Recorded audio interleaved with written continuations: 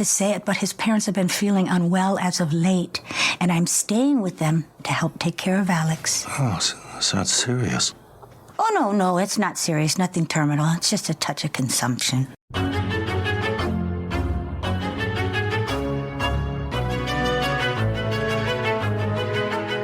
And welcome back to Horror Queers. We're talking So Was Cujo. We're talking American culture, good reading, good articles. And we're talking Brad Brown is back in town. And I'm Joe. And I'm Trace, and we're talking the big critter ball, everyone. Oh my god, it's so good. I'm telling you though, Joe, my thing was almost Brad Brown is back in town, because It's such a tongue twister. I love Lin Shaye's, accent, Brad Brown is back in town. God bless Lin Shaye. I totally forgot she was in that first movie. You were like, why don't you just go read the Wikipedia entry? I could not be bothered, so it was a complete surprise. You know, you're slightly forgiven, because I know the first Critters wasn't one of your big favorite films of anything that we've covered, and it was a little over 2 years ago that we did talk about it. And Jesus Christ. Okay. I had to go back and look at my production history for that first film, because there were even some things that I forgot when I was prepping my production for this one. There we go. You know what? It's educational. It is. But yes, what this one is, everyone, is Critters 2, the main course. And it's usually a fight to the top between the first one and the second one with fans of this franchise. Okay. Do you have a preference? Because I feel like you wanted to program this first, as we said in the outro, but then you realized, oh, we should probably cover the first film. Yeah, so as a kid, I always loved the first one the most. I mean, hey, this is going to be I'm going against the grain here. I love Critters 3. That was the first one I ever saw. 3 and 4 aired on UPN, back when UPN still existed, sure. All the time when I was a kid. And so I watched 3 so many times. And as an adult, I can look at it and be like, oh yeah, this is not good. as good of a film as the others. I think it's nostalgia. It is nostalgia. And it's known for being Leonardo DiCaprio's first film, whatever. Right. But it's a different setting. It's critters in an apartment building. That's what that one is. And I like it. But anyway, when I was a kid, though, if pressed between 1 and 2, I actually really liked the first one better, because I actually I didn't like the second one that much as a kid, because I hated the fact that we didn't bring back the entire Brown family. Right. Yes. You know me. I'm a big fan of sequels, because I like seeing characters we interact with from the first movie with this new status quo. Whether it's characters didn't get along in the first movie and they get along by the end of the first one, so then the second one we can see where they go from there. Sure, the evolution of the character, getting to spend more time with them. Yeah, that makes sense. And again, Dee Wallace was kind of the biggest name in that first movie, and I felt kind of betrayed that the sequel didn't bring back the Dee Wallace for the second movie. Right. I mean, she might have been on to bigger and better things. So. Yeah, but now, I actually do think the second one is, it's fun. It's very fun. It's a more exciting, fun movie than the first one, and that is intentional on director Mick Garris' part. But yeah, they're just different. The first one is kind of like this more contained horror show that has bits of comedy to it, and then this one is more of a it's Tremors meets Gremlins. Yeah. Oh my god, I never even thought about that, but you were 100% correct. And yeah, it's the whole town instead of a little house, right? So question, because I referenced the Cujo line off the top. Do you think that is a shout out to Dee Wallace? Oh, it might be, actually. I mean, I was just thinking, oh yeah, it's Stephen King is popular. Of course, they're going to mention Stephen King in this, even though Critters isn't exactly a meta property. No, not so much. But I think you might be right. Yeah, actually, I think you're probably spot on with that. Maybe. Yeah, it was hard. I found the thing that was throwing me off when I started to look into this movie is realizing how little we have actually ever talked about Mick Garris, which is wild because he's a fucking master of horror. But the closest we have ever come to him is that he wrote Hocus Pocus or co-wrote Hocus Pocus. And I was like, this is wild. But then I started looking at his filmography, and sure, he's done plenty of things with Stephen King. How about that? But he's actually far more prolific in television. Yeah, because a lot of his stuff in television was, honestly, adapting Stephen King stories. But, yes. Also Psycho 4, The Beginning. But yeah, you are forgetting one Stephen King property that he directed that we did definitely cover. Okay, what's that? Sleepwalkers. So we've guested on somebody else's podcast talking about Sleepwalkers. That's not ours. What? Oh my What? Mm-hmm. We've never covered. On our show. That is what I cannot believe we have never. It's one of your favorites. It is indeed. It's a terrible movie, and I love it so fucking much. But yeah, Sleepwalkers, 1992. Oh, I don't think there's any anniversaries coming up, so there's no way we could cover it any time in the future. Stay tuned for 2027, y'all. Brian Krause, how am I not going to thirst trap that shit? Come on. I know. God, I'm honest. I love Sleepwalkers so much. But anyway, okay. Well, anyway, so Joe, this was your first time watching this, and I did say this was an Easter film. Was it Eastery enough for you? Not gonna lie, the fact that we only waited 2 years for the sequel when we could have waited 3 and done the whole Critters Have Risen, it's the second coming of Critters, just missed opportunity. But yeah, there's a pinch of Easter in this. It's definitely enough that, yeah, if you go looking on a listicle, this is absolutely going to pop up. I almost wish it was a little more Eastery. I liked all of the egg stuff, and I love it when a body gets thrown a church window. So yeah. I mean, we get the establishing shots of the town with the Easter banners and all that stuff, but really, yeah, after the Easter bunny scene, like Easter stops being a factor of the film. Yeah, which maybe makes sense because the town is under siege. They're not really thinking about chocolates, or in this case, what is it? Carrots and chocolates. So oh my god, carob. I had to look up what I was like, is she trying to say cherub and she's just like saying it wrong? No, carob is a plant that is used to replicate chocolate. I mean, I guess good for people who are trying to be healthier, but Nana, what the fuck are you giving to these children? Well, it's so funny. Like Nana's entire her defining trait is she's just a health food person. Yeah, that's she it. really wants these children to have a healthy BM. Sure. Okay, well, so let's go through this production because I'm pulling pretty much all of this from Scream Factory's Blu-ray release of the film because they did release a 4-film box set with the entire franchise. God bless Scream Factory for just doing the heavy lifting when it comes to, I'm not going to say B or C level franchises, but, they did Critters. They did the Poison Ivy film. They sure did, absolutely. And I still have that Poison Ivy box set, and I have not watched a single one. Oh, God, it's just such a disappointment that there's no anniversary coming up, so we can't cover it anytime soon. You're just dropping all the clues today, Joe.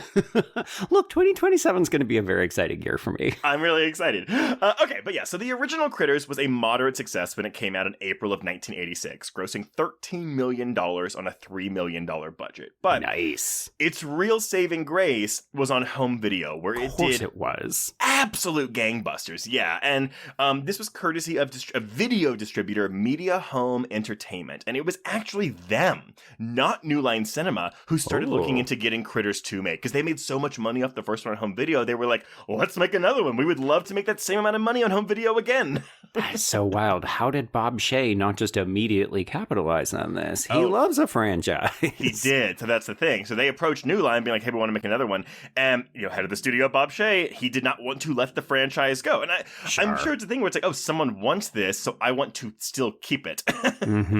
Cha-ching, cash register eyes. Yeah, so they began pre-production on the film. Now, Critters 2 was much more of a studio film than the first one was. Because if you remember, Critters actually started as a script before Gremlins ever came out and was eventually purchased by Bob Shea at New Line. Okay. Honestly, I remember nothing. So this is all brand new information to me. And that's the thing. So this was new for me. I remember when we discussed that first Critters, where I always knew it as, it's the Gremlins ripoff. And while it certainly seems like that because it was released 2 years after Gremlins, it was written before Gremlins ever came out. Right. I remember that was a big topic of conversation because I find it undeniable, right? You look at these films and you think, oh, Gremlins ripoff or whatever. Yeah. But I love how these Hollywood stories play out. I mean, some of these things have just been in the works for forever. If anything, too, Critters 2 has more Gremlins homages than Critters 1. Like, we get a fucking kitchen scene in this movie. I mean, how much did I fucking love that? I love that Nana gets to curse in that scene, too. It is fun. Yeah. But anyway, so with the sequel, the studio was involved from the get-go, including the writing process. And the person they hired to write the script for Critters 2, future Pitch Black and A Perfect Getaway director David Twohy. Yeah, I recognize that name. Yeah. He was tolling around doing a lot of this kind of shit, I feel like, at this time. He was. And so he did a few drafts with the general reaction being, it's good, but it needs to be tighter. Okay. Everyone, the credits on Critters 2 roll at the 82-minute mark. So this movie is tight. Yes. Yeah. Very much so. But here's the thing. They kept requesting more changes, and Tui eventually just quit, telling Bob Shaye, I'm done. It's not going to get any better than this. Ooh, the gumption, the balls to just walk out on Bob Shaye. You know what? I know. I can't do any better than this. If you want it, it's yours. And he probably already got paid too, so he's Sure. like, look, man, I don't want to keep doing this. But still, they used Tui's script as the baseline, so he still does get that co-screenwriting credit. Okay, good. Enter Mick Garris, who got involved with the production via his agent. So it wasn't like a thing where like they sought him out. It was just a assembly line of writers, and they found him. Right, yeah. We think you could do this, and you're already maybe on the payroll. Yeah, so he'd already been doing pretty well as a screenwriter, albeit with nothing produced. He was shown other projects, like Disney's Honey, I Shrunk the Kids, but wasn't actually offered anything. And what he wanted to do was direct something, in his words, simple, meaning something without a bunch of effects and stunts, because he knew he didn't have any experience directing those things, because this would be his first directorial gig. And he was like, well, I better Sorry about what's about to happen to you. I know. So New Line flat out offered him the directing gig of Critters 2, a $4 million budgeted picture with a lot of effects. Yeah. Now, this is a slight increase over the budget from the first film, which was just over $3 million. But I gotta say, I think there's a lot more effects in this movie than there are in that first one. So it kind of, given the budget and given the small increase they got, they do a lot with a little. Indeed, yeah.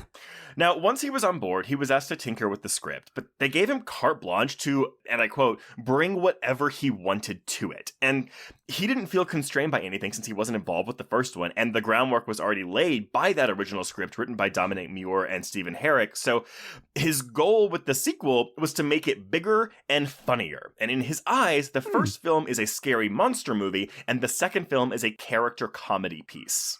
I truly cannot remember how comedic that first film is. I felt like it had some jokes, but yeah, this one definitely felt as though it had sight gags. Like, this feels almost family friendly if these things weren't eating so many people and animals. The dog does die. The dog does die. And honestly, I think that's the most upsetting. That and the Easter Bunny scene are the most quote-unquote upsetting scenes in the movie. Right. The body count of Critters 1 isn't as high as this one, I don't think. Okay. But I do think the deaths are presented in a much more serious light. There is comic relief from Lin Shaye and from some of like the body stuff with the bounty hunters. But overall, it is a much more serious tone. It's just a bit more playful. Whereas I would say that Critters 2 does enhance the comedy aspect of it. Yeah, there's some genuinely funny moments in this movie. Now, the first film was shot in Valencia, California, at a house that was built for the film, which means that the town of Grover's Bend, Kansas, was not an existing structure that they could just return to. So, with the $4 million budget, they just built this town of Grover's Bend in Santa Clarita, California, with the first film's art director, Phil Foreman, being promoted to production designer for the sequel. Okay. Yeah. When it comes to casting, there was never any discussion about bringing back Billy Green Bush or Dee Wallace as Bradley's parents. This was confirmed by Dee Wallace in this featurette on this Blu-ray. Wait, she's on it even though she's not in the film? So because Scream Factory was doing a box set, I think they had everything. So it was just an interview with Dee Wallace, and basically whenever they asked her about the sequels, they just cut those parts out and put them in the featurettes for the sequels. Okay, interesting. So how do you feel not being involved in the sequel? Well, I was never asked. Cool, gold. Thanks, Dee. Pretty much, yeah, exactly that. I mean, granted, I'm sure she had much more to say on the featurette for the first film, but sure. Yeah, I think that's how they do these at the box sets. But sure, yeah, that would make sense. You're gonna have somebody sit down, and it's, hey, we'll get as much out of you as we can, and then we'll use it however we can. Well, I guess also, too, if they ever, if they do release the second movie on its own, because I don't know if you can actually buy these movies individually if you have to buy the box set, but probably it's a selling point to be like, oh, Critters 2 has an interview with Dee Wallace, and it's like, oh, okay, but it's like, one question. 1 minute long, and find it on YouTube. And then there is one major casting change in Critters 2. So Emmett Walsh, who played Sheriff Harv in the first movie, did not want to return for the sequel. So sacrilege. I know. They got Texas actor Barry Corbin to replace him. He's fine. I know. Emmett Walsh is just such a distinct character actor that I really wish they could have gotten him back. But the face, you immediately recognize it. Here, I was like, am I having facial blindness? No. I know. In Walsh, I'm like, he has perpetual dip mouth, where it just always looks like he has dip in his mouth. Trace. He does. He's always spitting that tar. Oh, boy. Now, it was, in fact, scripted that the bounty hunter character of Lee would turn into a Playboy playmate in the movie. And so, okay.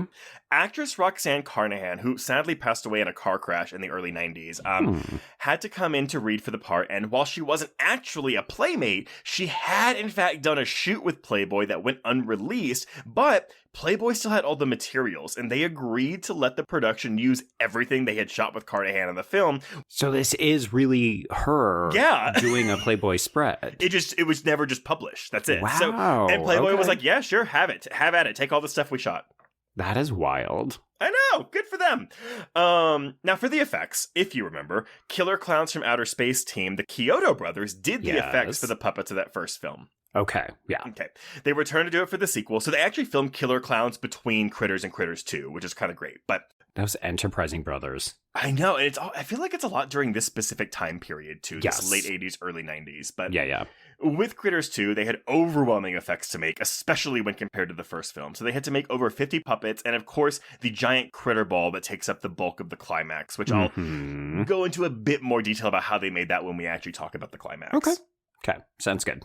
Now, the first film had a bit of an issue with the MPAA. You know, they got an R rating that forced them to cut some of the shots of Billy Zane's death sequence in the barn, as well as Billy Green Bush's attack in the basement of the house. And you would think that with all the nudity in Critters 2... yes. Welcome back to the 80s. It's not going to be an issue, is it? No, they had no issue, and they got a PG-13 rating right away.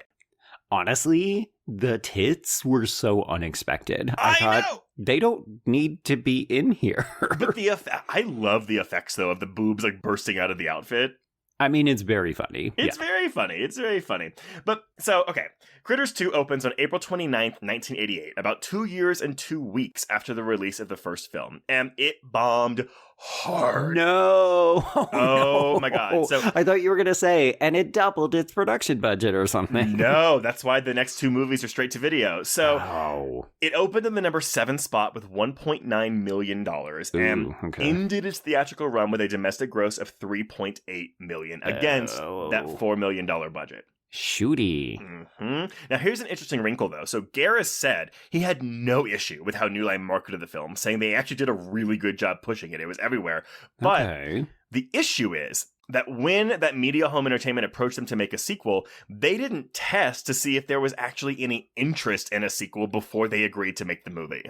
But that's wild. Surely they would have had the numbers from box office rentals and sales, so isn't that enough? Like, I'm not understanding where the audience disinterest lies. I guess this is something where it's like, okay, yeah, they made the money from Critters, but did people actually like it enough to want to see it again? I don't know. I mean, maybe it's them trying to maybe there is no explanation as to why audiences didn't turn out for this. But I mean, again, when you have Garris saying the marketing was good, they push it. They didn't feel shame about this. They really wanted this to work. What is the reason?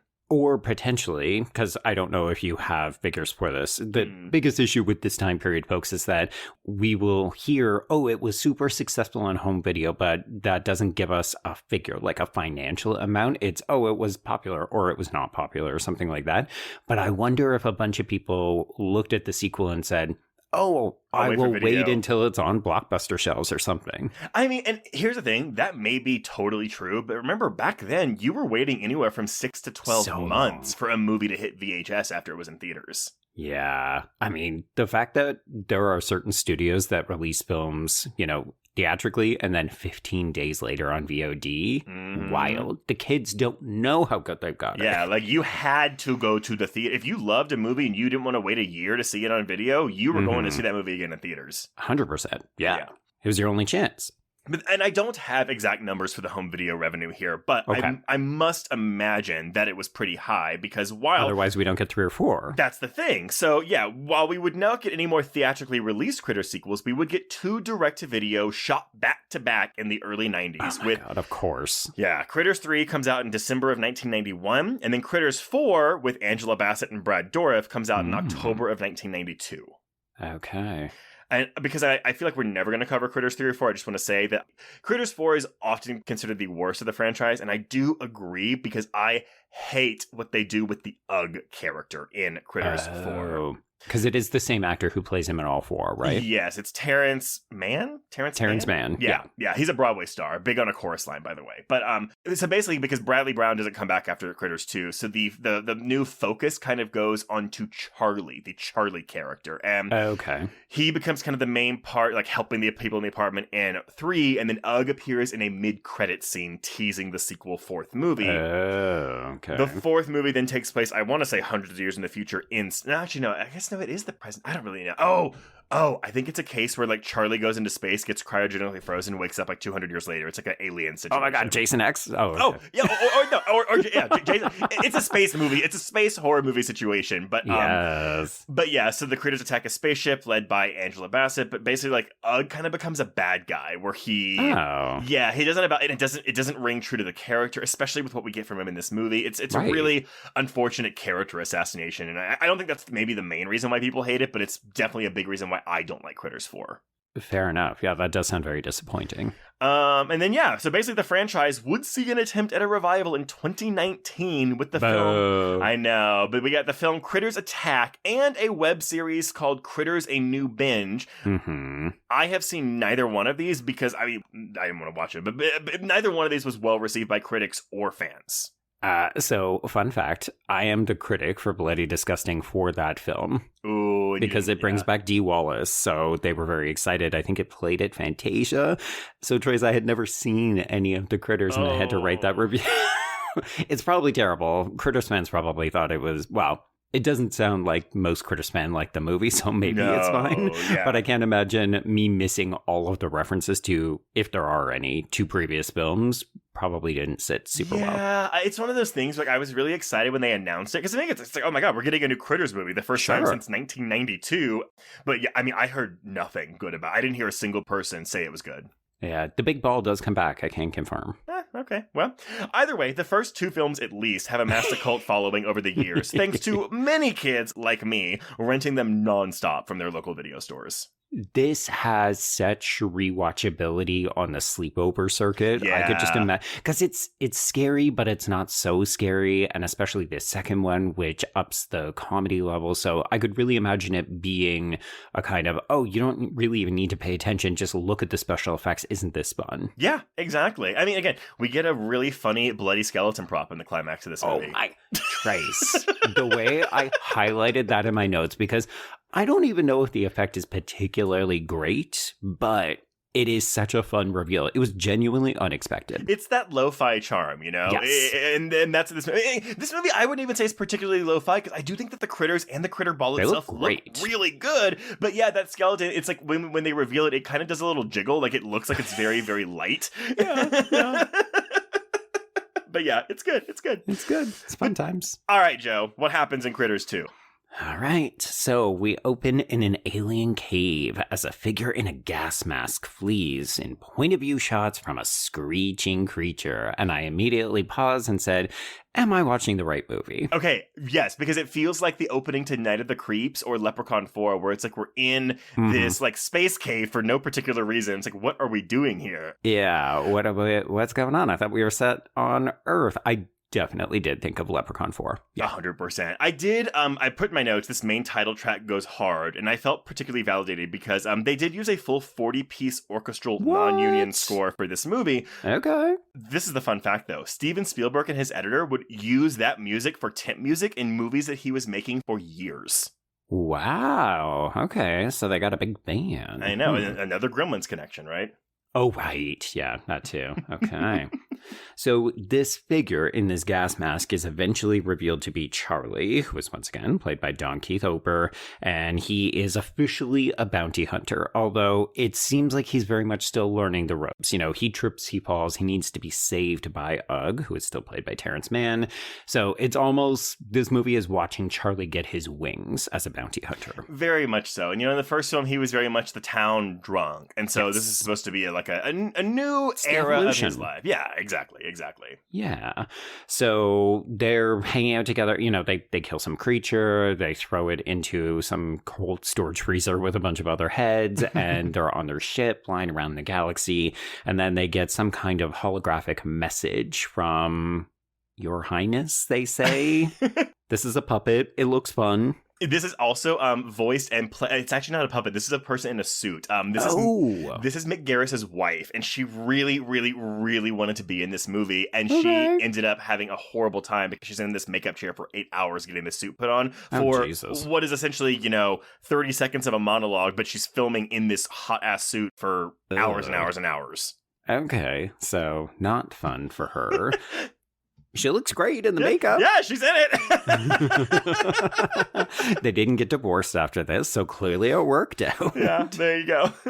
So they are essentially told that they have located some residual Krite energy on Earth, which means the job is not done. They will not be paid for the current job that they're executing. They need to go back to Earth and finish the job. Now, this does not make a ton of sense continuity-wise, because we have the reveal of those eggs being in that brown barn at the end of the first movie, and this movie does we don't just pick up where the first one left off. There is a significant 2-year time gap, so these eggs have been sitting in this barn untouched, unhatched for 2 years. Yeah, it almost needed a scene where something changed in the stasis of the egg. Like there's a moment where the eggs get deposited in front of a heater in a barn, and you think, okay, well, that's maybe going to wake them up, and then that should alert these international bounty hunters, intergalactic bounty hunters, that something has changed. Oops, we've detected energy. Well, it sounds like they should have been doing better scans on Earth before they left the last time, but whatever.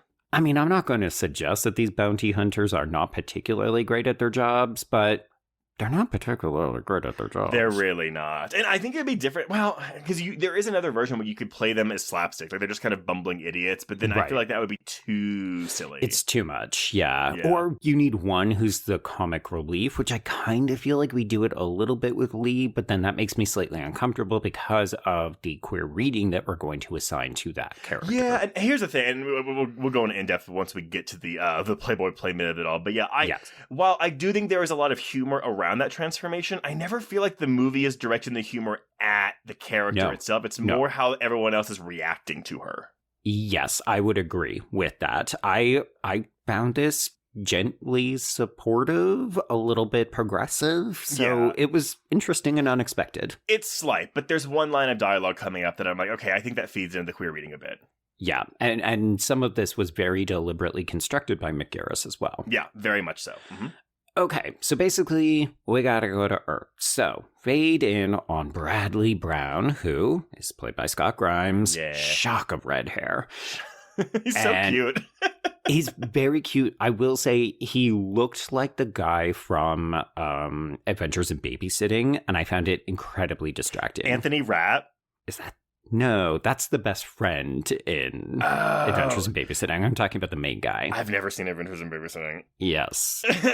You just made very obvious by suggesting Anthony Rapp was the main guy.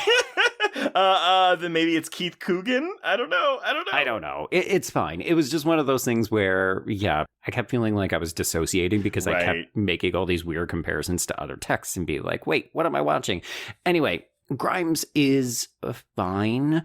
I think that at times, because the film is more interested in exploring the entire town, Bradley, he's not exactly the hero I was expecting of this film. No, and it's a thing where I remember as a kid, I really, really, really loved the character of Megan, who we'll introduce in a second, played by Leanne Alexander Curtis. And I really like the chemistry she has with Grimes in the movie. But because this is more of an ensemble character piece, we don't get as much focus on, the protagonist, the actual protagonist of the movie. Yeah, he also feels indeterminate in terms of age. So when they're together, she felt quite a bit older than him. It felt a little Cradle Robbie to me.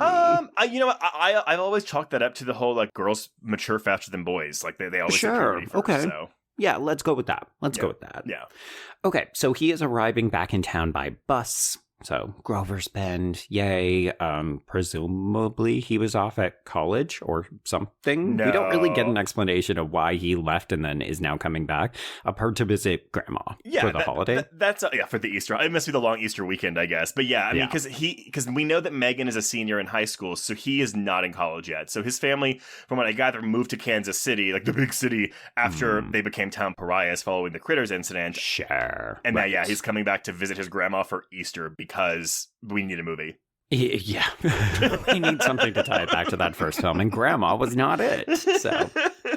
But yeah, he is definitely playing dumb about events from the first film. So if he gets recognized, if people want to ask him about it, he will just deny, he will deflect throughout most of the film until, of course, the critters come back. And then there's no denying what happened in the first film because I was fucking right, you asshole. The benefit, though, of this 82-minute runtime is that, we don't really waste a lot of time with people being like, we don't believe you. We don't believe you. Like, but once they're revealed at this Easter show, we're in it to win it. Exactly. Yes. And that's why we love a tight film because there's no room to play around. Just get to the good stuff. Well, and again, just like the whole not believing him thing, no one cares. It's so boring. It's so boring. It's so boring. Yeah. Okay, so let's introduce Wesley, who was played by Tom Hodge. He is a 20-something guy who is meant to be a teenager. Yeah. And he is showing around an odd shop curiosity kind of guy. So somebody who owns a shop in town named Len Quigley, who is played by Douglas Rowe. And essentially Wesley says, hey, I've got something that you should buy. It's this weird collection of eggs.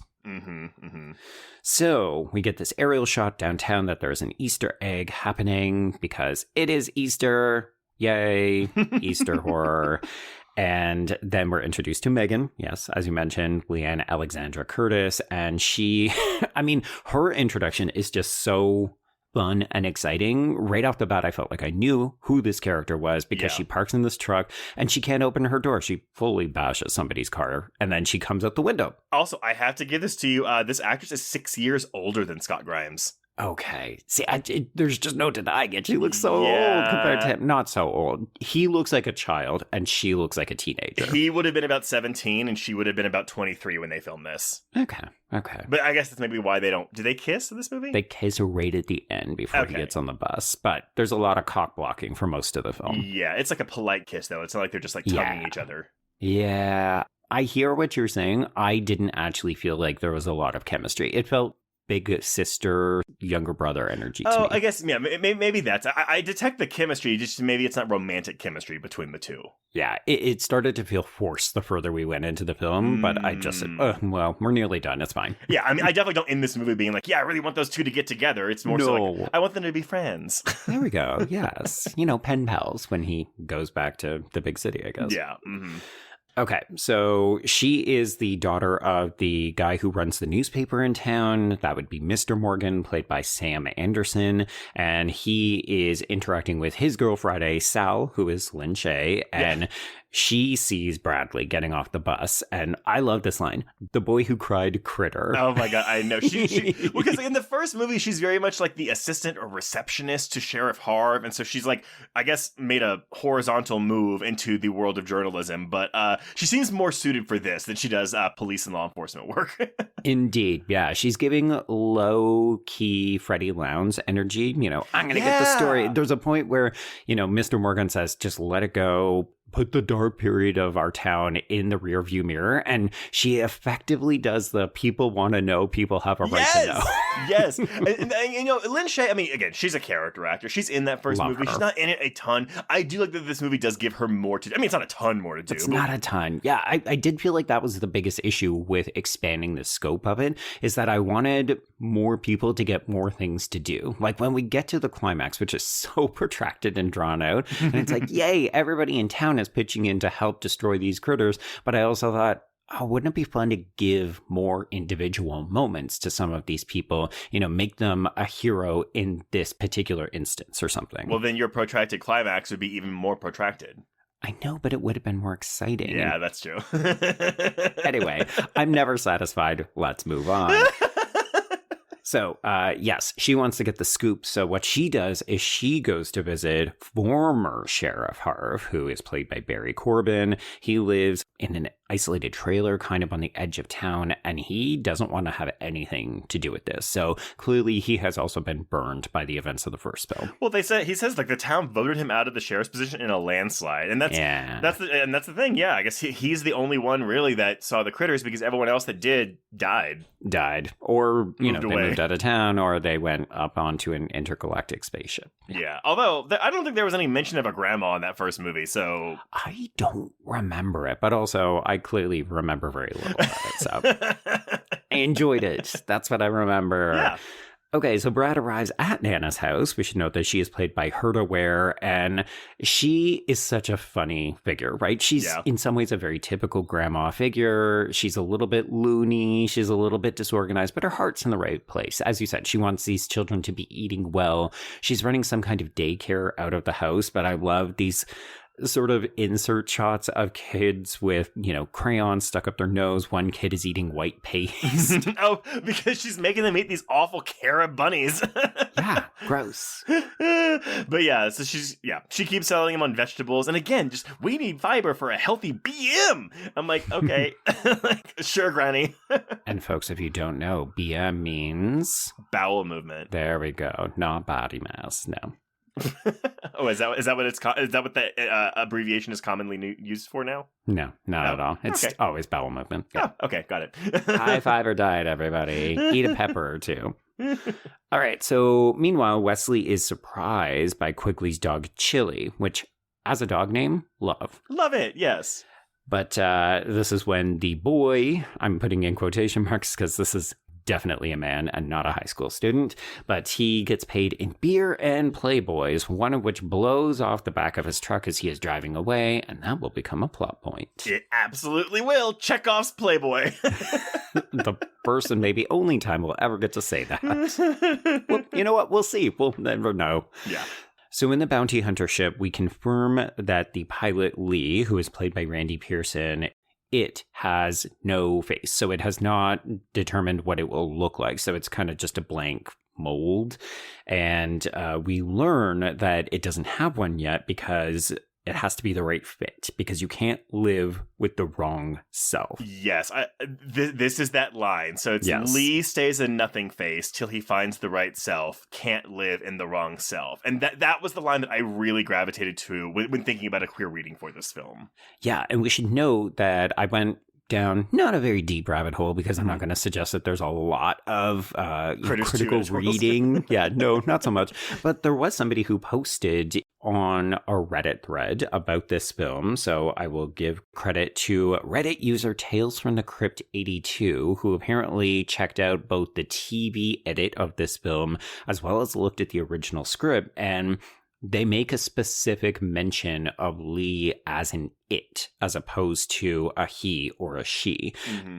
So there's a definite non-binary element or a genderless reading of this character until they decide their face, and then we will talk about what happens when they actually assume a female look. So do you think that Lee, by the time Lee, spoiler alert, dies in this movie, do you think Lee has settled on the Playboy Playmate as the right face? Because he does return to that look. Yeah, I will confess, I think it's a little muddled in its execution, because it doesn't seem to be by choice. It seems to be something that Charlie assists with, and then the character just immediately dies. So I found myself a little frustrated with the resolution, but I also don't think that this was something like Mick Garris apparently made a very deliberate decision to use it for Lee in the script. And then there's one other element that we'll talk about, but it feels like we weren't specifically making a point to talk about gender and the assigning of gender and how people identify. And I wouldn't really expect that from Critters 2. And maybe if this was made today, we'd be having a very different conversation. And we're quite, I mean, we're just picking at breadcrumbs here. You know, there's not much here for us to latch onto, but the fact that this is here at all, I do find interesting. Yeah, and there were still deliberate choices being made, even if I don't think that they're going quite as far as we would like or we would expect to see in our current, contemporary perspective. Yeah, exactly. And of course, I guess today, instead of it would be they. Yes. Yeah. Although, some people were quick to say in the Reddit thread, well, aliens don't have a gender, so blah, blah, blah, blah, blah. And I was like, okay, go out and touch grass for a little bit. Actually, some people are now co-opting it as a pronoun. I say that, okay. Yeah. Oh, interesting. Okay. Yeah. Yeah. Right. So Lee has not chosen a face yet because we don't want to live with the wrong self. And then we have Charlie fretting about the return to Earth because, of course, he was also a very different person when he was residing on, the planet. Mm-hmm. So he talks about how he only had one friend. So I do like that the relationship between Charlie and Brad persists throughout this film. Like, they're very fond of each other still. Yeah. Yeah, because they haven't seen each other in 2 years. Right, yes. So, back on Earth, let's check in with fast food restaurant The Hungry Heifer, which has an incredible theme song. Yeah, I think this is Mick Garris is doing. But the lyric, at the Hungry Heifer, we won't give you a bum steer. I kind of loved it. I would have taken more, give me a full track listing. But we are here because Wesley is somewhere between buzzed and drunk and looking to hit on Megan. This is when Brad intervenes on her behalf. But of course, even though he claims to know karate, he gets his ass handed to him. So we have Brad and Megan driving away in her truck. And this is so that we can get some exposition around, address the age difference in Bradley, what he's been up to, and so on. I will say a line that has not aged super well is when he realizes who she is, and he notes kind of like Jimmy Olsen with breasts, which I just wrote, oof, but it's a teenage boy. I think that's treated as a joke on Brad, though. I think the movie is aware that that's a pretty stupid thing to say to her. He looks embarrassed as soon as he says it. So, yeah, I'm not coming down hard on the character. I was just like, oh, this line. Oh, Brad. I will say with the Wesley character, though, I actually, because again, you expect him to be more of an antagonist throughout the film's runtime. And I kind of appreciate that. Because, literally, it's once the attack happens, everyone has to team up. And there's no issue with people teaming up for the climax of this movie outside of the whole, the critters came back as soon as Brad came back to town bit. Yeah. And it feels like in other films, Stephen King films, maybe, Wesley would be used as a plot device to generate additional conflict, or he would, be out there antagonizing Brad and Megan, and it would just be a bit more pedantic and boring and familiar. And he would get a death scene, which he doesn't die in this movie. He doesn't, no. The people who die are kind of perplexing at times, but mostly nobodies. Yeah.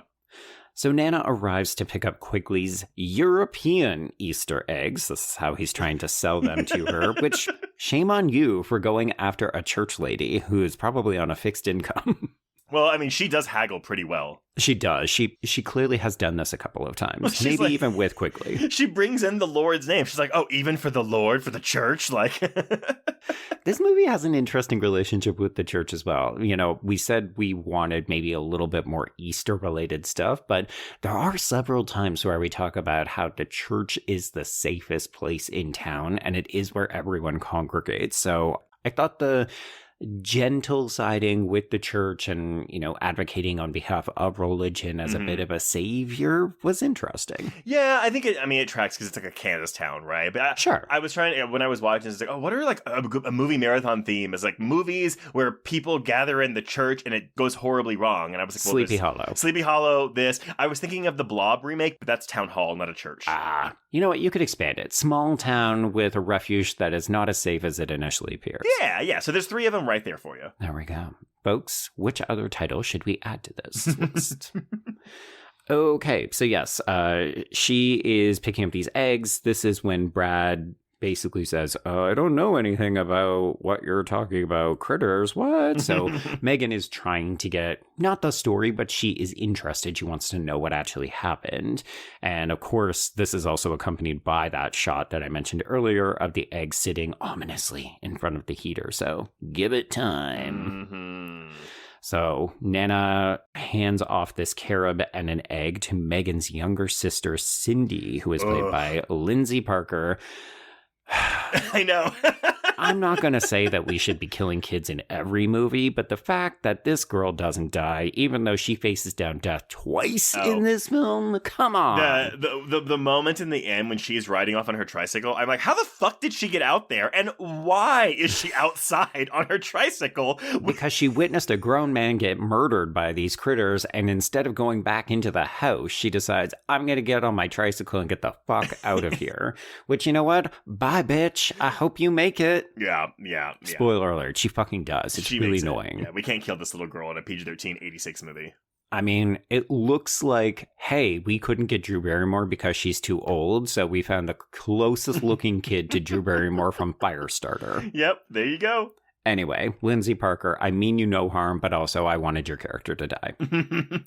So, Quigley finds Chili dead at this point, and question, do the critters get bigger over the course of the film? Because these ones look like babies, right? Yeah, so these are babies. I guess they grow to maturity. The thing is, in the first film, they were all pretty much the same size, but there was one, like, king critter that got really, really, really, really big. Okay. And this one does away with that mythology. I think the first one is the only one with, like, the king critter. Okay. And then this one replaces that with the critter ball. Yes, which... admittedly more visually cinematic and interesting to look at. So I approve. I approve of this change. Totally fine. So Brad is in his room and he's wondering where Charlie went because, my friend, I'm back in town. I'm thinking of him. I did like the touch of the shooting star or maybe some kind of ship going by the window at that moment. Yeah. And then we get this really great sequence in Cindy's room. So this is the first time she interacts with the critters, although she doesn't know she's interacting with them because she's just sleeping. Yeah. But we're doing a lot of fun camera work, point of view shots from the critters under the bed. She's got hands and legs dangling over the edge, but it never quite gets to her. And then her dad comes in and steps on the critter, and we just see, ooh, sorry, honey, I squished your egg. And we see the byproduct, and it's like so messy. Like, if I saw that in real life, I'd be like, what the fuck was what the in hell this was egg? that? What kind of rancid green nonsense is this? Yeah, I will say that child me did find this scene very suspenseful. Oh, I think it's great. I mean, do I think that child Cindy is a bit of a psycho because she's sleeping on top of the covers? Okay, no, yes. the way that she's on top of the covers, but she's also like, I don't know, she's not sleeping normally. She's flopping around. Like, I've seen people dangle a limb. It does feel like a bit of a movie construction, but also arms and legs dangling over the bed. No, this girl needs to be institutionalized. Or heavily medicated. Or studied. Maybe there's something wrong with her. I'm just saying. Has anyone checked on Cindy? All this to say, I think this is a great calling card for Mick Garris. He's clearly having a lot of fun with this, and this was one of my favorite set pieces in the film. Yeah, for sure. Okay, so cut to the church because it's time for an Easter service. So we've got Reverend Fisher, who was played by Frank Burney, admiring the lady's eggs. And then we have Nana forcing the new sheriff, who is Sheriff Corwin, played by David Urson. She basically emotionally blackmails him into putting on this Easter bunny costume, even though he clearly does not want to do this. No, not at all. And I mean, it looks hot. Apparently, while they were filming, it was all very, very, very cold. So when our playmate is running around town, it's like freezing cold weather, and she's naked most of the time. Oh, that sucks. Yeah. Mm-hmm. This is fun, right? I mean, we're still in the early stages of the film. We know that there is an impending critter attack, but even just watching, okay, we're putting out eggs for the children to find during the hunt after the service. And of course, some of them are crate eggs. Mm-hmm. Love this kind of stuff. The anticipation of what's about to happen is delicious. Yeah, and I love as soon as the sheriff walks outside in his Easter bunny costume, like we get like little shots of the baby critters like hiding in the bush. Yeah. I just think that's, again, their red eyes are really striking. Great. I could have used a little bit more red eyes. Yeah, for sure. And we do get more of that in the first movie before we fully start revealing them. Yes. Yeah, I remember because that was scary tension building. This feels more, what trouble are these little bastards going to get up to? Right. Yeah, it's mischief. It's not horror. And that's, I think, why I lean even more so towards Gremlins in this film, because it feels like, sure, there's a danger. People are going to die. There's a threat. But also, they're so cute. Like, what are these little fuckers going to do next? Yeah. The answer is, okay, I want to get your thoughts on this, because we get this whole thing where the sheriff, Corwin, can't do up the zipper on his fly. So it's open and these things fly in there.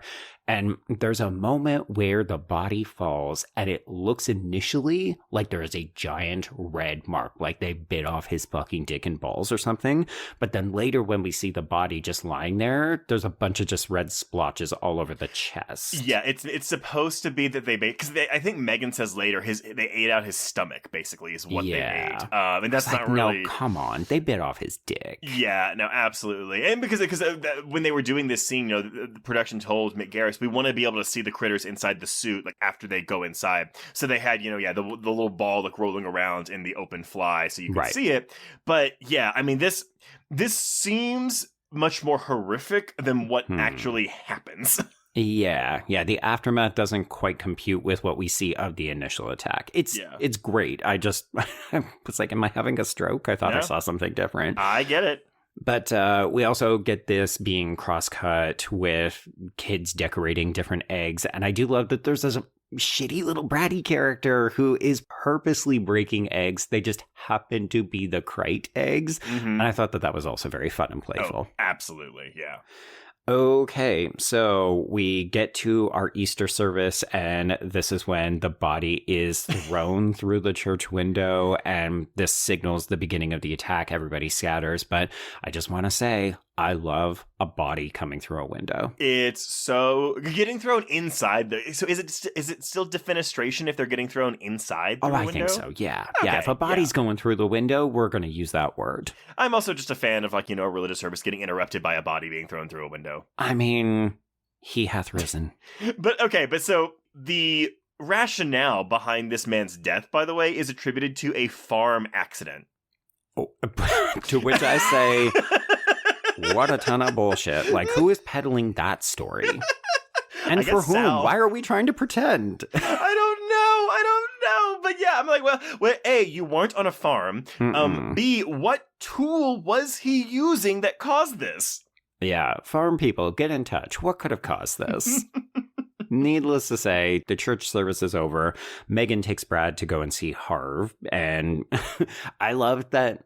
I'm not going to say the character's despicable because obviously he gets his hero moment later on. But just the idea that he goes, well, I'm out of here. Just gets in his car and drives away. Oh, yeah. This town can kiss my ass. Fair enough. You know what? If motherfuckers don't want to believe you and then they come to you looking for help, no, fuck them. Mm-hmm. All right, so meanwhile, the bounty hunters arrive and Charlie finds this Playboy magazine lying in the street. And of course, he's been gone for 2 years, presumably, so this is fun. He's been celibate for 2 years, basically. Yeah, so we flip to the centerfold. It's a buxom topless blonde played by Roxanne Kernahan, and this ends up becoming Lee's face. So this is interesting. It seems as though Charlie is afraid that his position as a bounty hunter is going to be usurped if Lee takes his face, and that's why he holds up this centerfold, because it's a deflection tactic.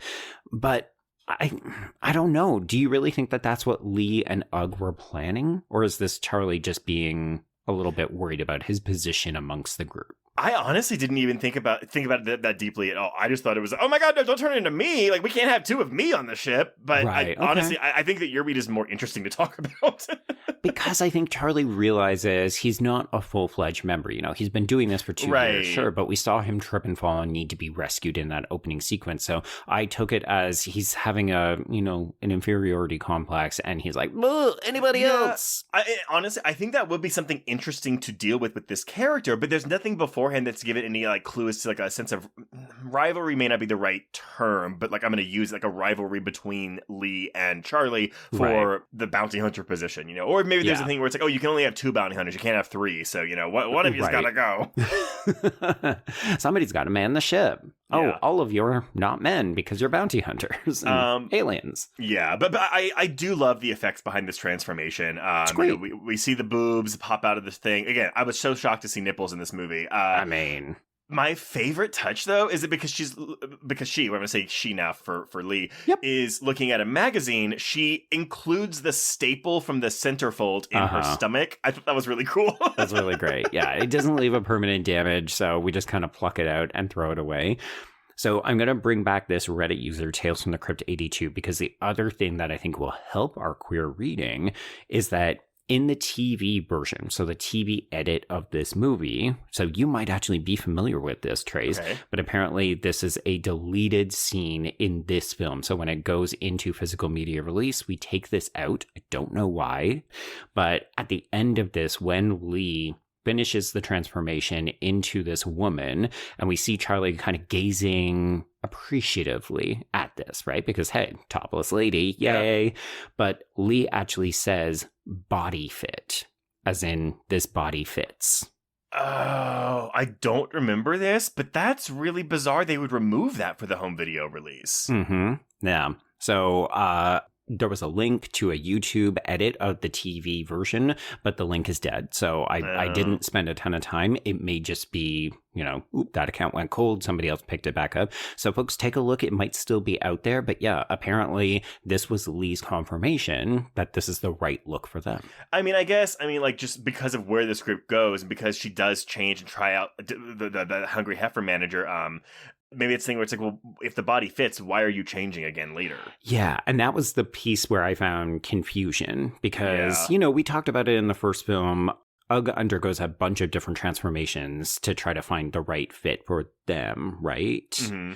So I was trying to figure out if this was just Lee saying, this one feels right, but I'm still going to try something else. Or in moments of, concern or emotional reaction because the Hungry Heifer manager gets upset that they have destroyed the shop. And it seems like Lee's reaction is to mirror them back to themselves. Yeah, but I'm actually so Lee. Ugg didn't actually try out a bunch of different ones. So it's like when they were going to Earth, they watched basically a supercut of Earth's history, like where they absorbed all of the history, and he came across this '80s like pop punk band, right, and took his persona. But I think that was the only one he tried, and he was good. But he did. Wasn't there somebody else who tried on other people's faces? Like, didn't we have a couple transformations? Maybe it was Lee in that one actually. Oh, because Lee becomes the dead cop.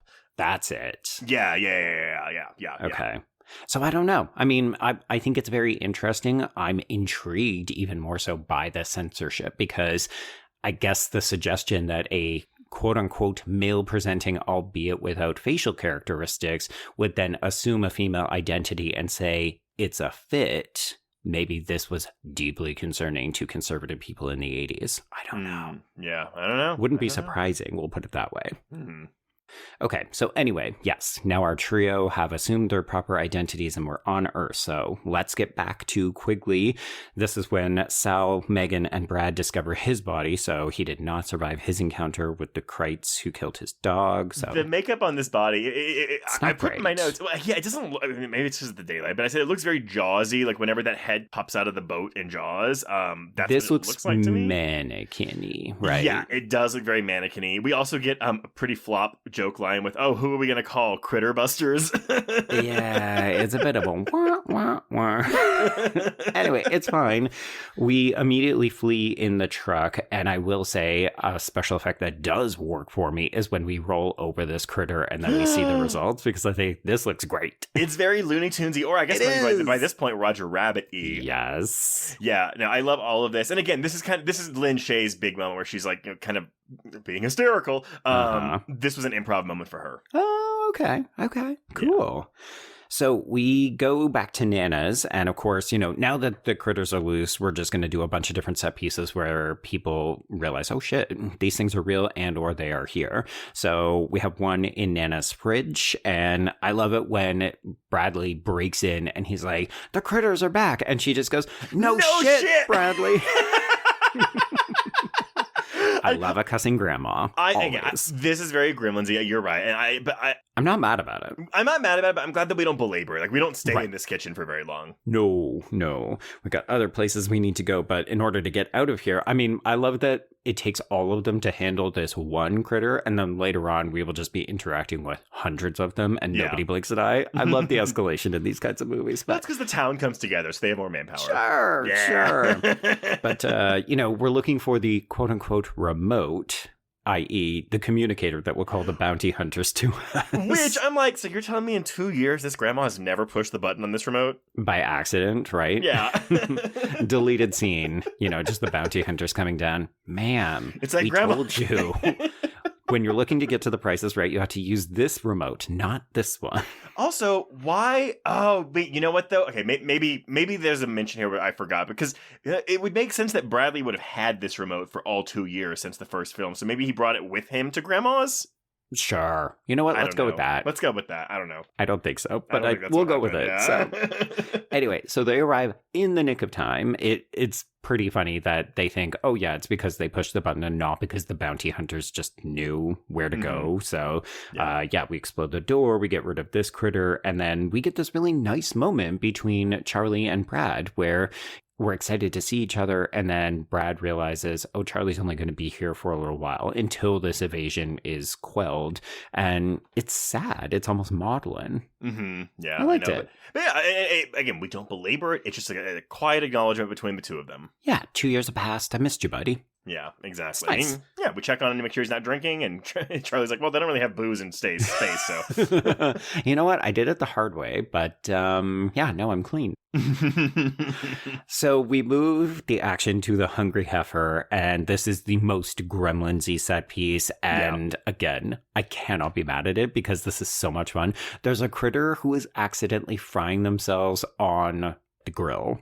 Oh, yeah, and one falls into the fry oil. I love the one that gets his scalp burned off and just goes, bitchin'! It gets shot off by the female bounty hunter. So Lee is just like, and okay. What about the phallic imagery, though? They walk in and they pull their guns out, but then their guns just start elongating. And we have to wait seconds, like 10 seconds for each of these guns to get erect. So I noticed this too. I couldn't remember if this was a carryover from the first film or if this was something new for the sequel, but we can clearly see that it is happening for both Ugg and Lee. Yeah. But we're spending a lot of time focusing on Lee in the female form with this very phallic, positioned at waist height, watch it grow. So again, an interesting queer-ish element. Yeah, and we don't get a lot of dialogue from Roxanne Kernahan as Lee. I mean, it's mostly disappointing. Kill Kreitz, which I love it. But I will say that she does a lot of really good facial expressions, like comedic relief facial expressions. Like she's really does a lot with no dialogue. Agree. Very expressive. I was happy that, we should note her outfit looks different from Ugg's. So hers is more of a traditionally feminine kind of, she's got the leather panty with, cross the boobs sort of look. It's a little species, but covered up more. Yeah.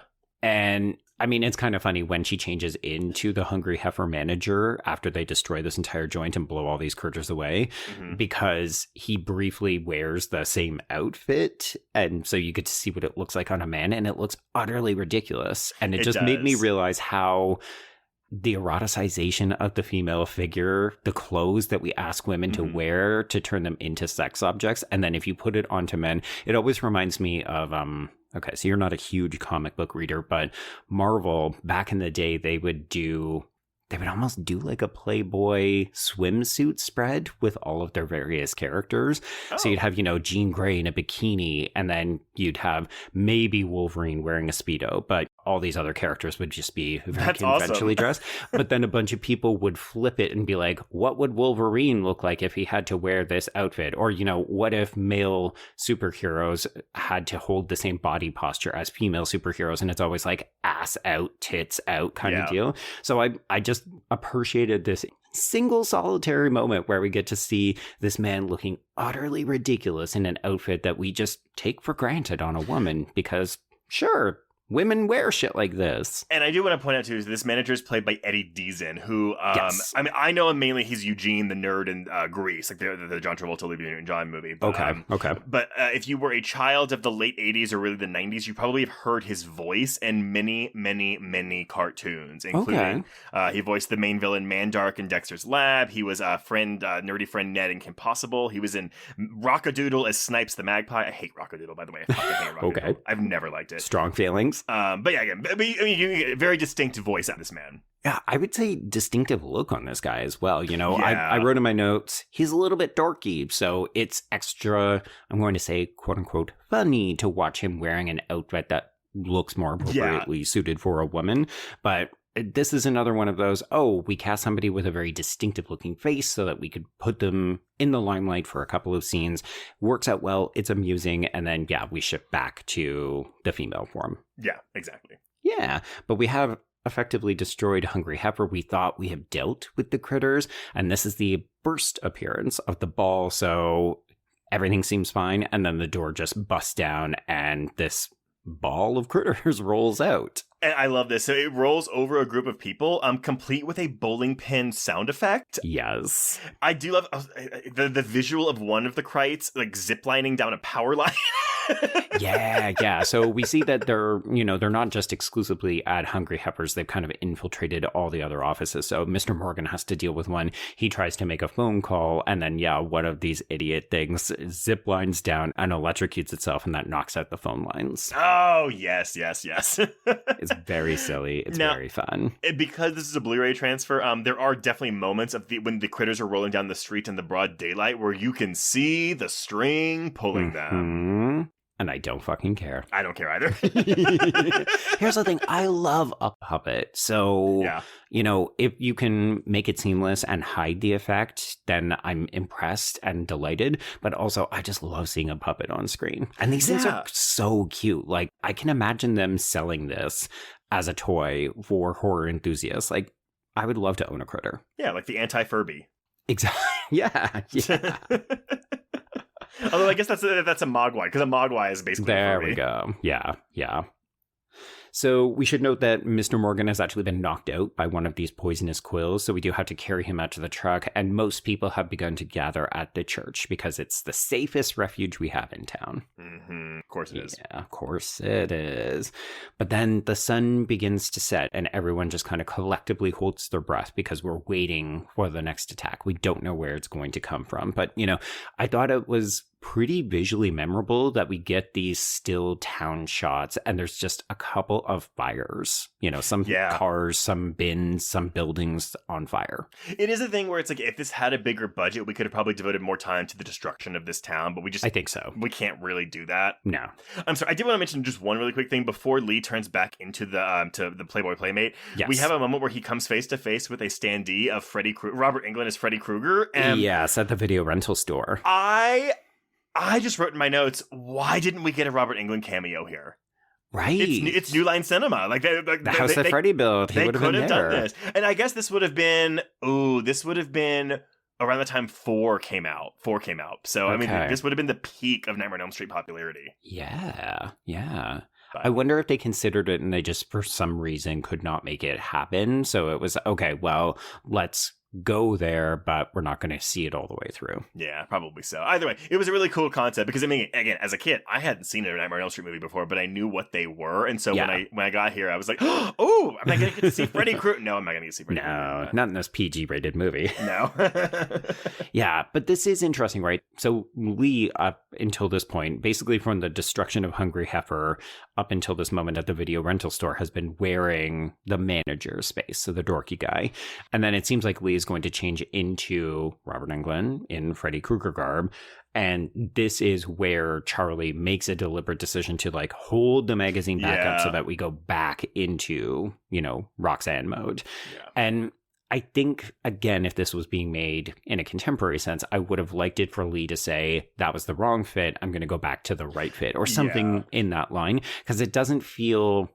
This feels more like Charlie's decision as opposed to Lee's. Right, yeah. I'm in complete agreement with you there. And also, it feels like more of a dictation of the script. It's like, we need another gag in here with the body changing. Yeah, or, hey, bring back the hot girl, because you know what young teenage boys who are renting this on VHS are going to want? Supermodel. Oops. Yeah, absolutely. But I mean, the problem is, I don't know if it's a big problem, but she dies. This character's done. Yeah, the next scene is her dying. Yeah, and...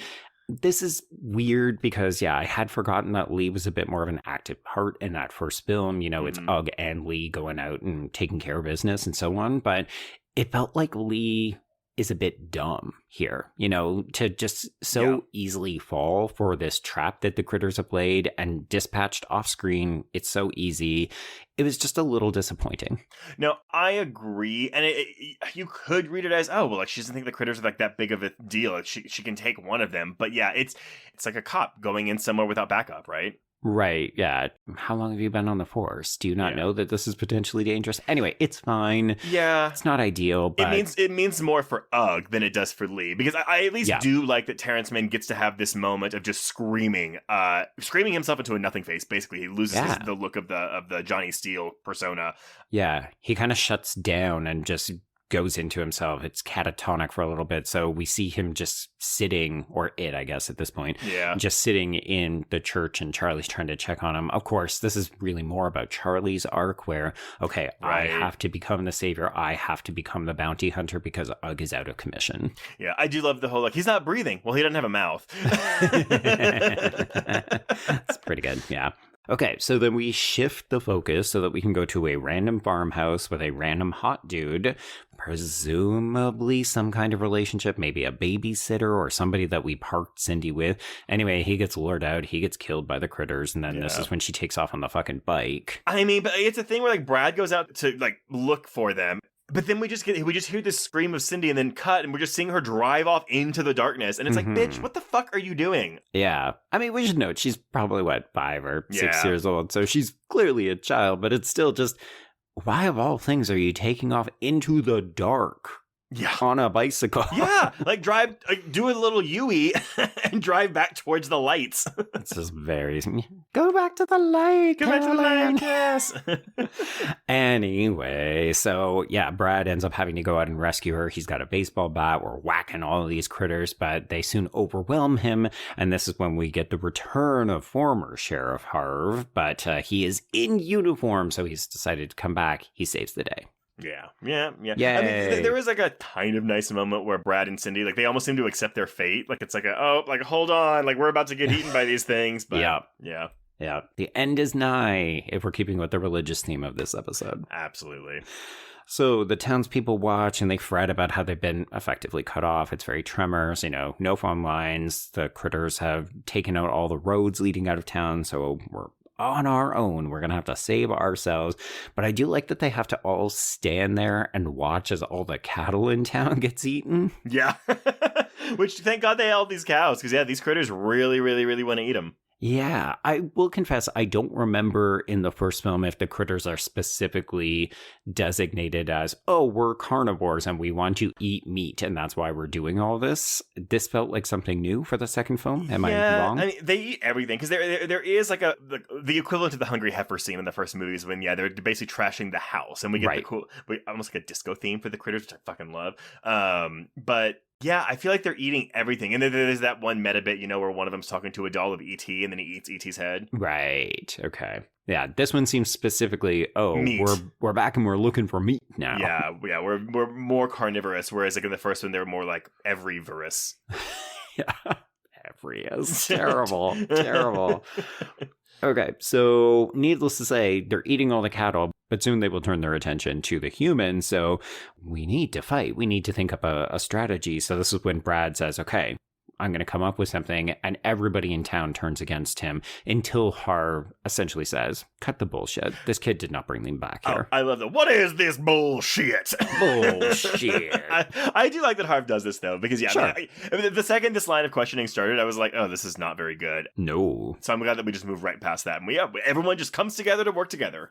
I appreciated that it's here because if this were a real situation, I could imagine people looking for a scapegoat as opposed to saying, what are we all going to do? How do we collectively come together as a community to solve our problems? It's, look at that fucking little kid who left for 2 years and he came back and now all of our problems have arisen again. Truthfully, and I hate to side with the mob, but like they have a point going back to my earlier question about how like these eggs are just sitting in the fucking barn for 2 years. Awfully coincidental. Brad, are you sure you don't have something to confess? I do think we need to question Brad, though. You know what? Put Cindy into one room. We're going to talk to her about her fucking sleeping habits, and then we're going to put Brad into the other room and be like, are you sure you didn't do this? Yeah, exactly. But nevertheless, they've all decided we're going to work together and enter Act 3. Yes. Okay. Trace, was polar ice vodka a thing in the late 80s? Because Brad's plan is that we're going to lure the critters to the Polar Ice Burger Factory, and I was just like, isn't that a vodka? Isn't that a kind of vodka? I don't know. Let's see. Polar ice. It is definitely a thing. Polar ice. It's from Canadian corn, so it may be specific to you. It is sold across Canada and in some cities in the United States, but it was introduced in 1984, so it definitely would have existed by this point. You know what? Pay us those residuals. You owe Canada money. Okay, that is very interesting. What a bizarre thing for me to pick up on. No, but like, what polar ice? Who wants polar ice burger? Like, what? That just sounds like frozen burgers. Unless we're meant to assume that their branding is something to do with polar bears, like the meat is coming from a bear. Which, ew. But also, we have cattle in this town, so what are we doing? But though, maybe it's called... I'm sorry, I answered my question, because they are frozen burgers. So these aren't fresh burgers you would buy in the market. They're frozen burgers you buy... okay, I get it. Never mind. I answered my question. Well, we got there in the end. So, yes, what we're going to do is we're going to lure all the critters over to this factory, which is away from the town, away from the people, and then we're going to rig it with explosions, and we're going to blow them all up. You know what? Pretty good plan. Sounds on the fly? simple. Yeah, absolutely. Yeah. Okay, so everyone in town decides we're going to pitch in. Yay, community effort. We've got this vaguely military score that pops up at this point in the film. So, do your part, buy war bonds, I guess. Kill Kreitz. I want you to kill Kreitz. There we go. You know what? That would have been a hilarious marketing gimmick for this movie. That would have been really good, yeah. Join the war. I mean, I think if you ever remake Critters, I don't think we'll ever get a remake of Critters, but if we do, I think you have to keep it a horror comedy. I don't think you can ever make it a straight horror film. Yeah. The question is, could you take it into satire, kind of like Paul Verhoeven, Starship Troopers territory? Or well, because, are we getting Gremlins 3? Is that a thing that's happening? It is purportedly happening, yes. Okay. Well, maybe... Maybe if that does well, it'll cause a resurgence. We'll get a bunch of Critters knockoffs. The cycle would then be finally complete, right? The idea that the Gremlins inspired the Critters would finally come to fruition. All right, so yes, everybody's doing their part. We're rigging explosives in this factory. We see that it's starting to work because we're putting fans out to blow the sweet smell of frozen meat towards the critters. This is very cartoonish. It's a little bit, yeah, but it's amusing enough. I did write in my notes, this is a bit padded out. It kind of feels like we're goosing the runtime to get it over that 80-minute mark. Sure. If only because there's so many scenes of them, pulling out meat and, stringing together TNT and that kind of stuff. And I was like, I think we could cut this down a little. Yeah, and then we're cross-cutting with the critters rolling around or eating the cows or whatever. Yeah. I do like Harv calling everyone a bunch of pussies when no one wants to step up and help. Yeah. So we see that the critters nearly opt to go after what one of them calls live meat instead of the frozen kind. I actually do think that the shots of all the massive critter balls rolling down the field, I think that all looks really cool. Yeah, it's good. I think in part because it's dark out, so we can hide some of this. The strings, yeah. But I agree. I think anytime we see the ball, it's just a bit of a joy. That's the thing, is yes, you see the string, it's a puppet, but they have so much personality, even in ball form, that, I still buy these as, actual creatures in the world of the film. Yeah, they feel alive. They feel like they have agency and that they are actively contributing to this narrative. Yeah, and their voices, by the way, is a mix of Mick Garris' voice and the voice of William Hanna of Hanna-Barbera. Oh, that's fun. Yeah, right? Okay. So the critters almost decide to turn their attention to the humans who are all just standing around watching this in anticipation of blowing these motherfuckers up. So there's this dire moment of, oh shit, we've got this plan, but it's not going to work. But then there's a big critter who declares that cheeseburgers with no bones are much more appetizing, which I thought was a hilarious line. And initially I was like, I don't understand what's happening. Why would this weirdly big critter say something like this? So I love the reveal that this is actually Ugg having taken on a different form because, they've come back to their senses and so on. I love this as a plot device. I actually totally forgot this happened. So when I saw the big critter, I was like, oh, it's the big one, the first movie. That's what we're doing. So I totally forgot this is Ugg in disguise. And I like this is Ugg's big comeback. He's moved past Lee's death as best as he could, and he's actually helping and chipping in here. So Yeah, it's great. Everybody's got a role to play in this finale, including Brad, Megan, and Wesley, who are mostly just watching, as I wrote in my notes, the hairy balls, feast on the food. Yep. But then, yes, Brad locks eyes with this big Krite, and he realizes this is Ugg, who transforms back into humanoid form. They manage to slam down the door on this vodka ice factory, and then We blow it up. So the date is won, Trace. Yay. Yay. We learned nothing from the fast food incident earlier in the day. I will confess, I thought the movie was over. And then it was like, oh, they just bust down that door because they're back into ball form. I was going to say, like, the poster and the box art for this movie is the big critter ball at the end, so... Right, okay, that's fun. So, yes, we should note that Brad and Megan nearly kiss in front of the flames before the ball bursts out, so this is, cock block number 1. Well, no, that's statutory rape! Don't do that! Oh, right, yeah. Barely legal, and then, yes. So this is when we get the ball chasing down various people, and we get that awesome shot of the skeleton. Oh, I love it. So, okay, so the critter ball is tell me. It's on a grid of wires on wheels that they just pull with the string, but it depends on how they were shooting it. So if they were shooting the behind it of it, like chasing people, that was on a string with wheels and getting pulled away. Okay. The ball was written to be 30 feet in diameter in the script. And the Chiodo Brothers were like, y'all, like, that is enormous. They're like, we're amazing, but we can't do that. Yeah. So the one in the movie is 10 feet. And when they built it, the people were like, oh, wow, yeah, this is huge. Like, what were we thinking? 30 feet in diameter. I think they were thinking actual size. And then they realized, oh, we have camera. We have movie magic. We don't need full size. So the first test for this thing went poorly because basically they had people just pushing behind it. Like they were rolling this ball, running behind it, and the problem was though that because there were faces of the critters, facing out of the ball, the faces were getting crushed when it would roll over the ground. Expensive. Yeah, so they built a rig for it. So whenever it's like we're doing the car race with the truck, which I think is shot really cool actually. Yeah, fantastic. Yeah, that's like on a big rig with wheels. However, when it's just chasing people like through the field, that is a giant balloon ball that has been just covered in like a flat critter fur. No shit. Yeah, really? and they just push it and roll it down. So it's just a very lo-fi. Very lo-fi. And so yeah, there's basically two different versions of the ball, and then the close-up shots where you see like the real the critters, individual like, faces. Yeah, Love. That's like its own thing. Where for close-up shots, they're using it for that. That is so creative. Yeah. I love it. Here's the funny thing, and maybe you're gonna contradict me and say, "No, I'm a fucking idiot." I couldn't tell the difference between the two types of rolly balls.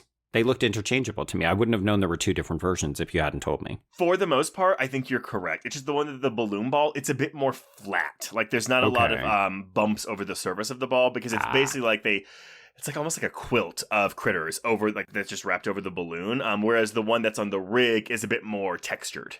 Okay. Also, you saying a quilt of critters just makes me think that would be something I would buy. Like, sell me a quilt of critters, just lay down on top. You know what? I'm just going to Cindy my way to sleep on top of the fucking critter quilt.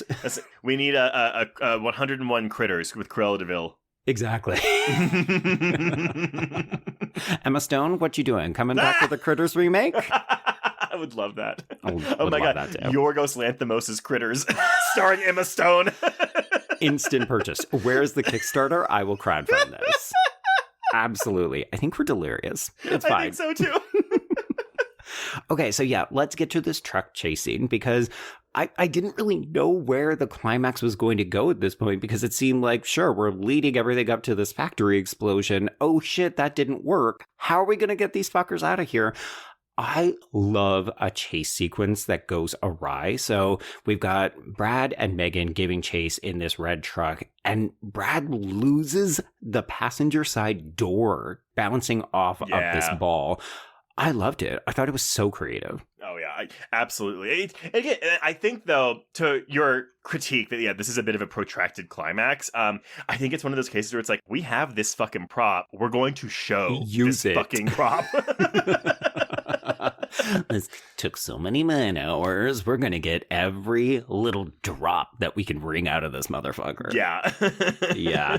Here's the thing. I'm not mad about this part of the climax. Right. It was the setting up of the factory part. I was like, sense. all right, get to it. Let's do it. And Let's do it. I think maybe, too, because, again, we have Mick Garris keep saying, oh, this is like a character comedy piece. I think if we had more like characters in this movie. I use characters like not in like a normal film character big way, but personalities. Yes, thank you. Yes, big personalities. And again, we have big personalities in this movie, but I think, where's Lin Shaye? We haven't talked about her in ages because I feel like she hasn't really been doing anything. Exactly. We see her in groups of people, but she's not getting any lines. She's not in charge of one of these tasks that we're supposed to be doing. And I do think that is a missed opportunity where it's like, yeah, you should take the characters, the big personalities you've established throughout the film, and they should be the focus of each of these, like, oh, let's set up the trap sequences. Yeah. I also kind of am surprised that Wesley doesn't end up having some kind of hero moment and dies, or that he meets an end here, because it feels like this is also a natural place to really set out that the stakes are real. Like,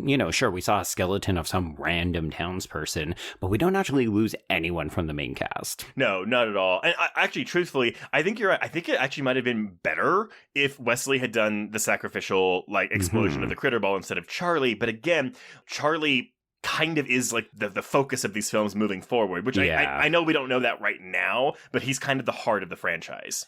It makes sense when you tell me, because I can see how clearly this film is really setting it up. In the first film, it felt like Charlie was there as an unexpected ally. Yeah. And then this film, by virtue of giving Charlie this kamikaze, savior kind of role. And we think initially he died heroically, saving all of the townspeople. And it's a good moment, and everybody is so sad, and it's for Charlie. And then Ugg changes his face, which is really nice.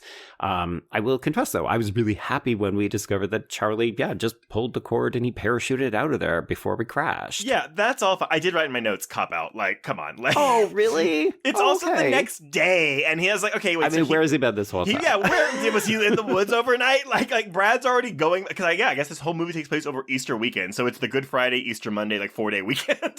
I mean, Trace, he hath risen. Charlie is Jesus. Oh my God, that's your Easter connection. Yes, 100%.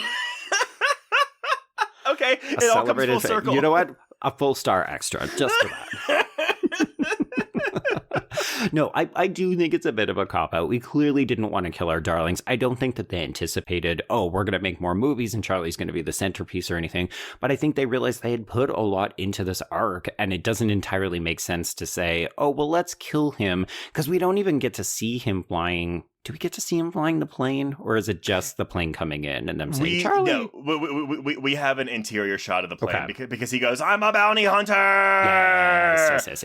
Okay. But we definitely do not see a parachute fly out of this thing before it hits the ball.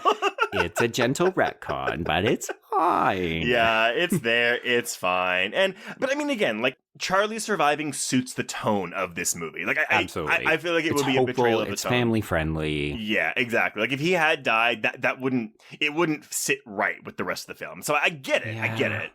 Okay, so question then. I just propose, maybe we should have killed Wesley or some other significant member of the town. Do you think the same reason why we don't ultimately kill Charlie is why we don't do that to anybody else? It's just too dark an ending. We don't actually want to kill off a recognizable face. Yeah, and also because I don't know if you remember, but the first movie they reshot the ending because the original ending, like their house was destroyed, so they reshot the ending where Ugg gives Charlie the communicator, and by pressing the button, it also like rebuilds the house.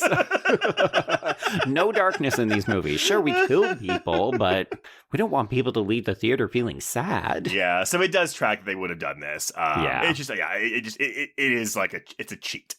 It's a bit of a cheat. Yeah, it's fine. It feels appropriate for this time period as well. Yeah, it's more of I say it's a family movie, but again, like if you made this movie today, like this is not a family movie. Well, I mean, the 80s and the PG rating, right? I know. We were getting away with darker shit. We were killing horses in the bogs back then, so... Oh, God, yeah. We showing boobies, yeah.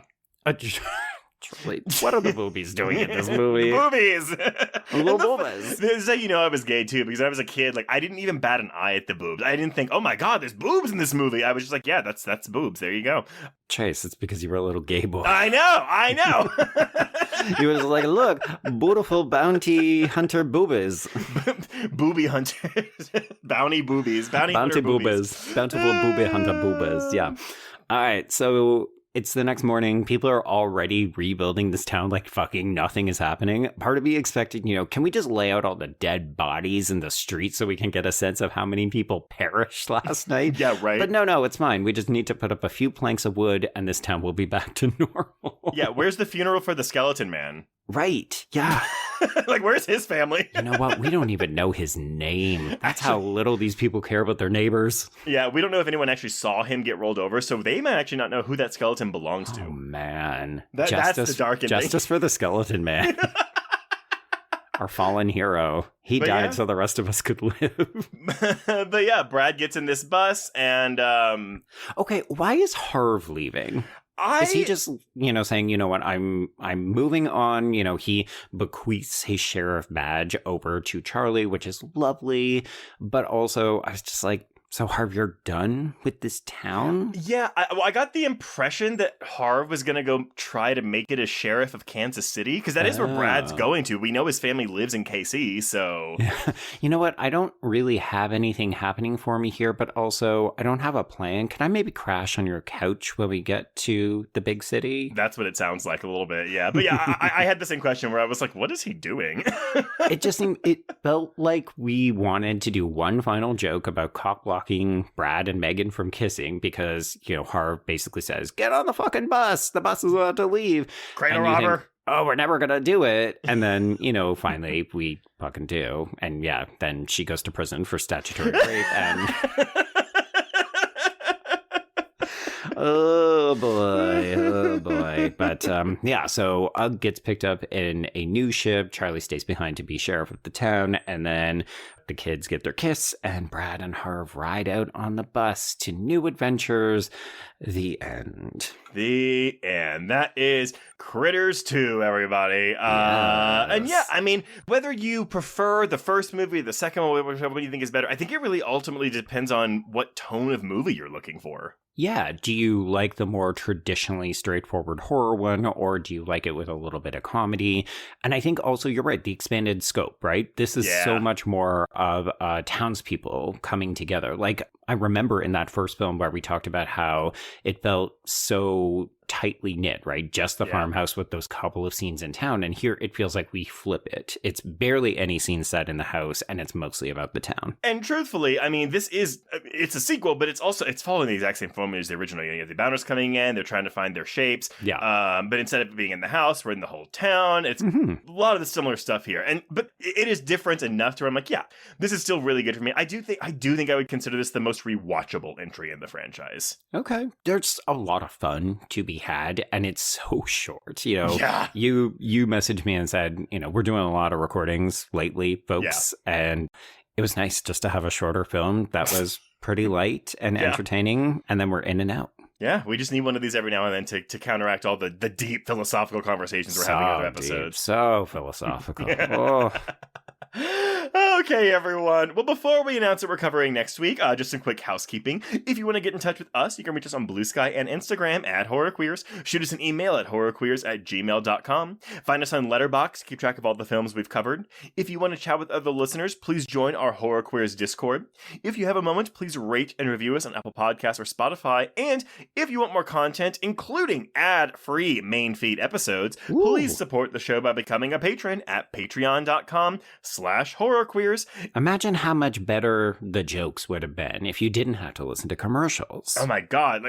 Just tenfold. Add an extra star. No ads. There we go. If you subscribe today, you will get 475 hours of Patreon content, including this month's new episodes on Hannibal Season 3, Episodes 3 and 4, Faces of Death, the remake, They Will Kill You, Lee Cronin's The Mummy, and, to coincide with that last title, a brand new audio commentary on the Tom Cruise 2017 film, The Mummy. I love how you can't even keep the laughter out of your voice as you introduce it. I haven't even seen it. I'm so excited. I'm so excited to watch what is supposed to be an absolutely horrendous movie. It's not even that terrible. You're going to watch it and be like, Why? Yeah. Why would we do this? I just hope it's not boring. I hope we have enough fun to talk about on the movie. But it's packed with action. It's Tom Cruise doing his usual movie star action guy thing, but it's just, you're like, but why? This is not a Tom Cruise movie. Yeah. And then, of course, we'll also have the conclusion of our coverage of Mike Flanagan's The Haunting of Hill House on our requel tier. So if you've been keeping up for the past 8 episodes, be sure to come for the last 2. Yeah, or if you've been waiting for us to wrap it up, now is the time to sign up because you'll get all 10 episodes. Yes. Love a good binge. But, Joe, what are we talking about next week? Okay, so this is hilarious because we truly did not plan for it this way, folks, but apparently this was week 1 of our small town being invaded by aliens movie, because next week we're going to do it all over again, except it's going to be rapey mouth slugs, because we are celebrating the 20th anniversary of James Gunn's Slither. I fucking loved this movie so much. I was one of like 10 people that saw this in theaters. Me too! Ah! Oh, good. Okay, we have to have stories because, we'll talk about that next week. Yeah, Slither, great movie. If you've never seen it, you are missing out. It's so funny.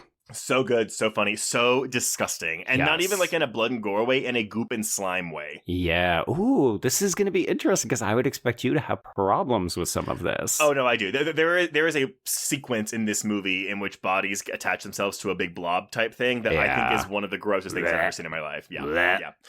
Okay, well, until next week, we can cross out Critters 2, the main course. Indeed. Goodbye, Critter Ball. I'll miss you. And cross out Horror Queers.